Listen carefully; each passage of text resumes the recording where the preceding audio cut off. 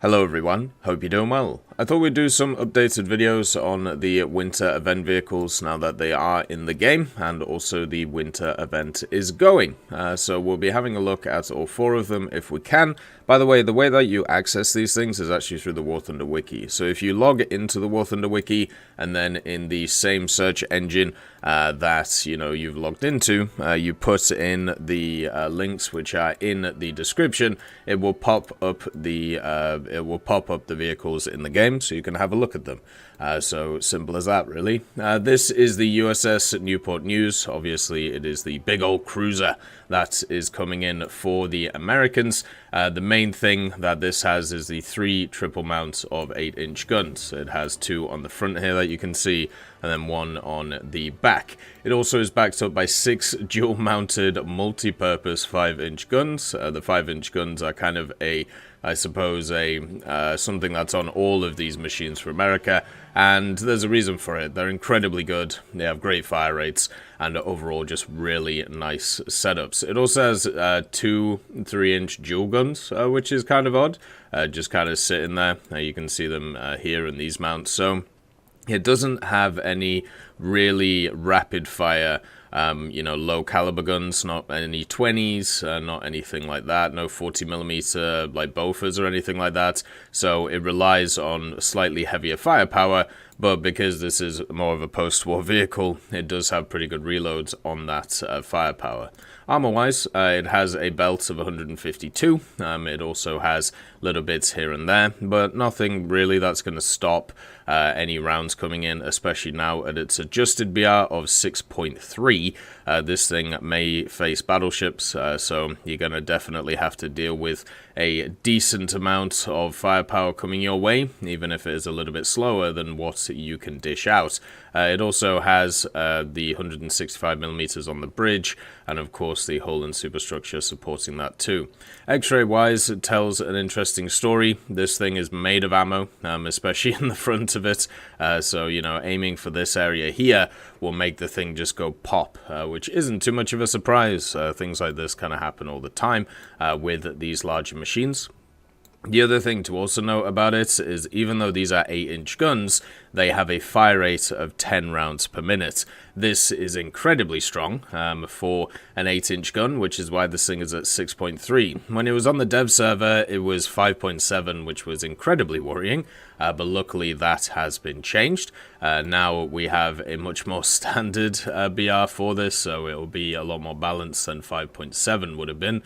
But yeah, basically 6-second reload is nuts for 8-inch guns. It's easily some of the best you've got. And then also the 5-inch guns, 22 rounds per minute on first stage. So yeah, you can really pump out the damage if you want to with this machine. It really is a gun cruiser at the end of the day. The fire director is pretty much the same as what you've seen from other things. The measure accuracy is not 100% though, which kind of sucks. I don't know if that's actually influenced by crew skills. Maybe it is in a certain way, but if it isn't, then you'd like 100%, especially for a post-World War II vehicle. The fire solution update time is 10, calculation time is 18, pretty standard for a vehicle like this. I thought it would actually be slightly better on a vehicle like this, just because of its historic setup, but I'm not sure how they calculate those things, since they seem kind of standard across the board.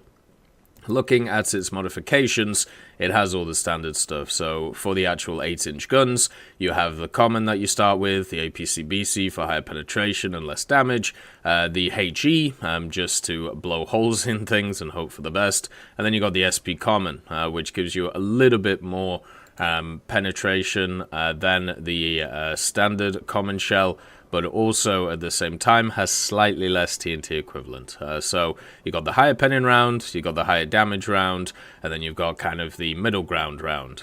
So overall not too bad. On the 127s, which is the 5-inch guns, you get HE, HEVT to do with planes, and also SP common if you need to penetrate stuff as well. So a very standard setup. No torpedoes on this thing, no extra stuff or anything like that. So not too much of a surprise, really. For me, looking at a vehicle like this, I mean, obviously it's got all the lights on it and everything, which is really cool. I think overall, this is a really nice vehicle to have. I wish it was a premium vehicle instead of an event vehicle. I think that would be, you know, a lot nicer. But generally, I don't have like ill will to this thing. I think overall it's going to be a pretty decent gun cruiser. It's just going to be, it's just going to have a little bit of an issue when it comes to its matchmaking because of the 6.3 area. If like the top tier is very aggressive, then it's going to have a rough time. But it might actually be a decent idea to kind of run it alongside stuff such as the larger machines and kind of use it as an AA battery, which can also do a ton of fire, right? Because one of the things that is definitely true when it comes to vehicles like this is their AA batteries are a bit longer range, and at least recently for me, bofers have not had the range to deal with these larger targets. So just to give you an idea of the fire rate on this thing, like as we kind of fire them off, you can see how much of a barrage this thing can really put up, and it just won't ever stop firing. So if you don't knock out those like front 2 turrets on it, you're gonna have a super rough time dealing with this thing. It also does have a search radar for air, which is really good, so you can see when planes are coming in, once again doing that multi-purpose role as we talked about. But yeah, it's this thing is going to be a pretty fun machine, I think. I'm a little bit worried about its matchmaking, but that's pretty much like everything else around this BR.